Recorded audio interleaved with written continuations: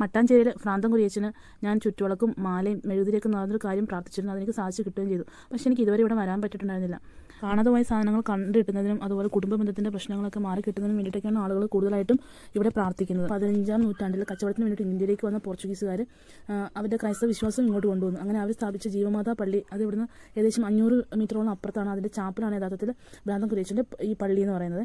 അങ്ങനെ മട്ടാഞ്ചേരിയിൽ പണ്ട് ഒരു വ്യാപാരിയുടെ നിന്ന് അയാളുടെ സാധനങ്ങളൊക്കെ നഷ്ടപ്പെട്ടപ്പോൾ അയാൾ ഒരുപാട് വിഷമിച്ച അവിടെ ആ കുരിശിൻ്റെ അടുത്തിരുന്ന് പ്രാർത്ഥിച്ച് ഫലമായിട്ട് അത് കൊണ്ടുപോയ ആൾക്ക് മാനസിക അസ്വസ്ഥ ഉണ്ടാവുകയും അയാൾ ആ സാധനങ്ങളെല്ലാം അവിടെ കൊണ്ട് തിരിച്ച് അദ്ദേഹത്തെ ഏൽപ്പിക്കുകയും ചെയ്തു എന്നാണ് ഭ്രാന്തൻ കുരിശ്, അല്ലെങ്കിൽ വഴിയോരത്ത് നാട്ടപ്പെട്ട കുരിശ് എന്നുള്ള പേരിൽ നിന്ന് ആളുകൾ പറഞ്ഞാണ് ഭ്രാന്തൻ കുരിശ് എന്നുള്ളതായത്. അത് വീണ്ടും ഭ്രാന്തൻ കുരിയച്ചനായി കുരിശ് സത്യവുമായിട്ട് ബന്ധം ഉണ്ട് ഈ പള്ളിക്ക് എന്നും പറയപ്പെടുന്നുണ്ട്. ഇതിൻ്റെ മുറ്റത്തായിട്ട് 2 കല്ലറകൾ നമുക്ക് കാണാം. അതിൽ ഇംഗ്ലീഷിലാണ് എൻഗ്രേവ് ചെയ്തിരിക്കുന്നത്. പേര് വളരെ മനോഹരമായ പള്ളിയാണ് കേട്ടോ. അങ്ങനെ നമ്മൾ ഇവിടുന്ന് ഇറങ്ങി ഇനി തിരിച്ച് വീട്ടിലേക്ക് പോകണം. അപ്പോൾ നമ്മുടെ വീഡിയോസ് ഇഷ്ടപ്പെടുന്നുണ്ടെങ്കിൽ നമുക്ക് ലൈക്ക് ചെയ്യാനും സബ്സ്ക്രൈബ് ചെയ്യാനും മറക്കരുത്. അപ്പോൾ ബൈ.